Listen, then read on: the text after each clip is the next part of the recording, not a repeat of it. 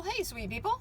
Happy Monday to you. Glad to have you here. It's actually Sunday right now. I am finally home driving back from having dropped Fiona off at her first apartment in Boone. She just laid on the floor and went, "This is my place." She's so happy to be out.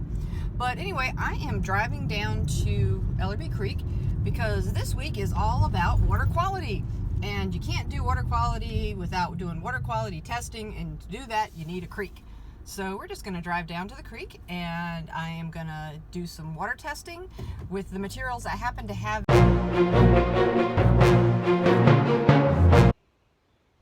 Okay, well, we're here at Ellerbee Creek, or at least we'll be heading down that way in just a second, but I wanted to show you something kind of cool. Here is, you know that place across from...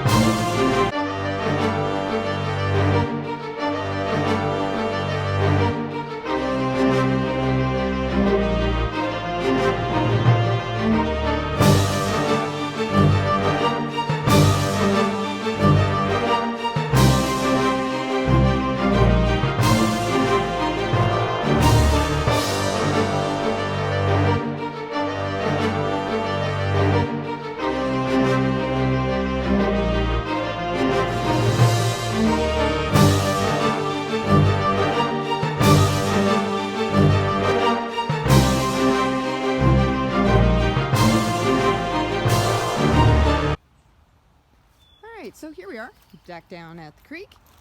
Oh, somebody made some art. A little stacking going on right there. That's kind of cool. It's so peaceful down here. Smells like honeysuckle. Little Tweety birds are singing. I don't have a whole lot of time because the sun's going to be going down soon. But oh, and look, you see there's another little rock sculpture.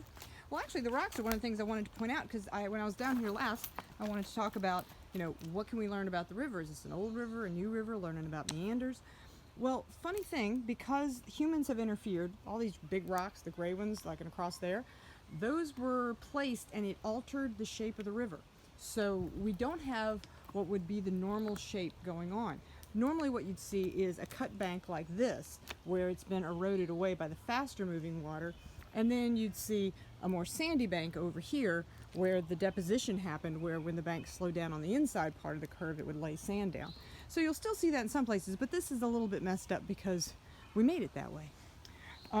Been down here just about every year with my classes at the end of the year. Coolest thing we found when we were cleaning up when we were down here were prison overalls. We did not find the prisoner, but we found the prison overalls. Anyway, what we're looking at now is that water clean or not? Because this water's clean. Bought it fresh, mighty tasty. But is it actually clean? Well, the first thing we're going to look at is just, do we see any life in it? And it's kind of hard with all the reflection on it. Oh, dang, I had my hand over the microphone. I hope you could still hear that. Anyway, if you couldn't, I'll just close caption it or something. Anyway, you don't see anything obvious, but if you stand still long enough and you don't have the glare on it, you can see they're tiny little fishes, but they tend to hide because that's kind of what they do. Also tadpoles, crawdads, crayfish, depending on where you're from.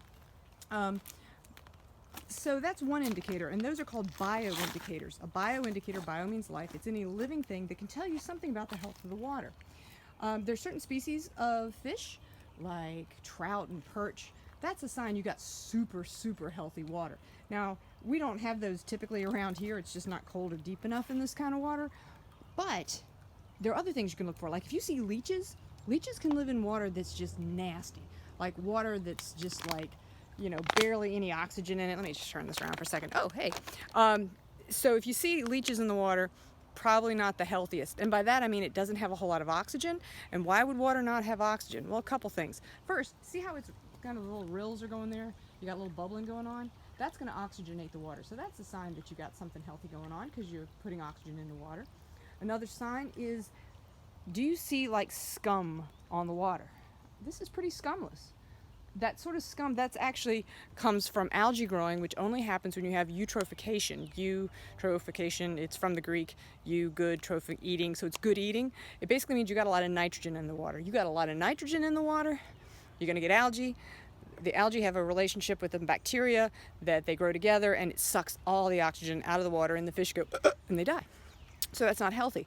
So why is there not enough oxygen in the water? Because of eutrophication. Why is there eutrophication or nutrients in the water? Well, that's nitrogen nutrients in the water. Because, and this is nasty, because either you got poop in the water or it's fallen. All this green stuff, when it falls, it goes into the water, decomposes, and the nitrogen is released. Or let's say you have a hog farm and that hog waste, because hogs poop liquid and they just keep it all in these big lagoons. It is so nasty. And then hurricanes come and it flows down the river. Fertilizer. If you have fertilizer, there are houses up there. You can't see them too well. But if you have houses and they have fertilizer, then you're going to end up putting all that nitrogen from the fertilizer making the grass grow. That's going to make the algae grow in your creek. But this is doing pretty well. Also because, you know what we have here? Because we have this wonderful preserved Ellerbee Creek area, we've got these riparian borders. A riparian border is literally the border around a creek that is full of green and stuff. You can see the trees and all the plants there are holding the dirt from coming in to the water. Because if you get this full of dirt, that's called high turbidity. That's the number one pollution in North Carolina comes from just dirt coming down and getting in here. Usually it happens when we're doing a lot of like development, digging up stuff to build houses.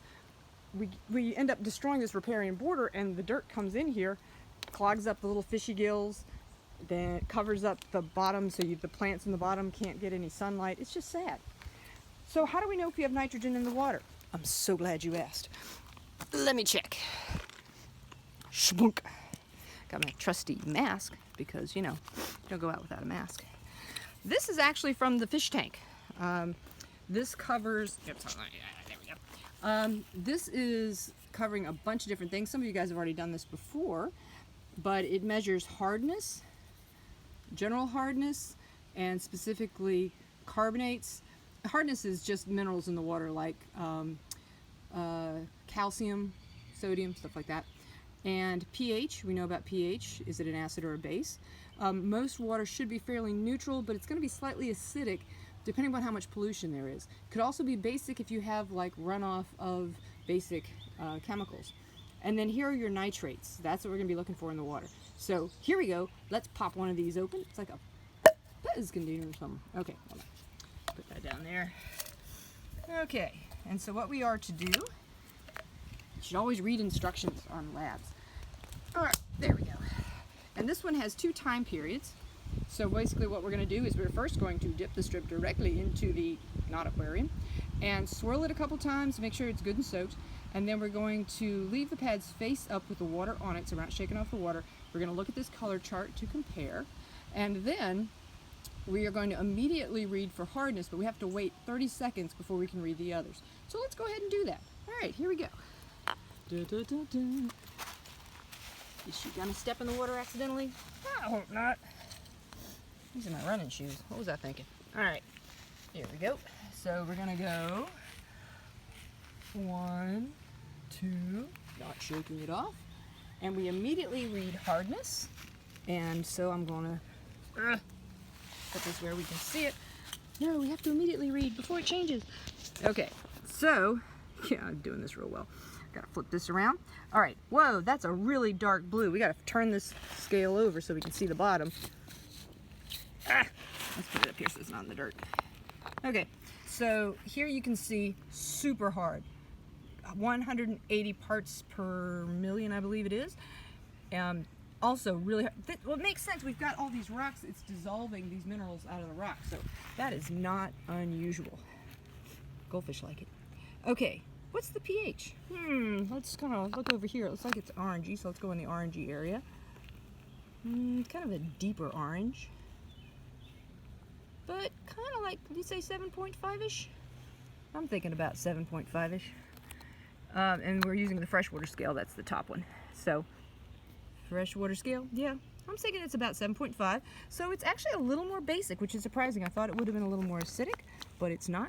Our time has passed. Look, where'd it go? Where'd it go? Put it over. There it is. That's pretty pale.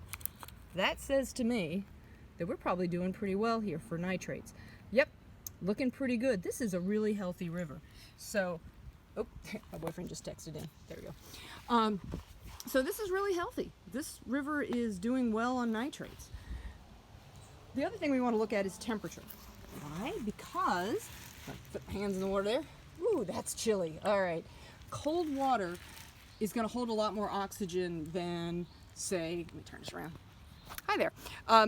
Cold water holds a lot more oxygen than warm water, just like cold soda holds the carbon dioxide, the bubbles, a lot better than warm soda. It goes flat. And the more oxygen that's in the water, the happier the living things are. So that's important. And I'm going to let that dry off so I don't put it in my pocket wet and get the dye all over. Other thing to think about is turbidity. Turbidity is how clear it is. So if you can see, even though there's glare on the water, you can see down in there. You can see the rocks. That's underwater. I mean, it's not like crystal blue Bahamian waters or something, but that's pretty clear. If it looks brown and muddy, that's just because the bottom has mud on it. But you can see it real clearly. You can see the detail really well. You guys are seeing glare from the thing, but I don't know how to fix that. But yeah, so it's low turbidity water. It's cold, so it probably has high oxygen. We actually should be able to do a test. You know, this has been spinning all around. I have no idea if I'm upside down or not. I should probably just do this that way. Okay, if you're not sick by now, there you go.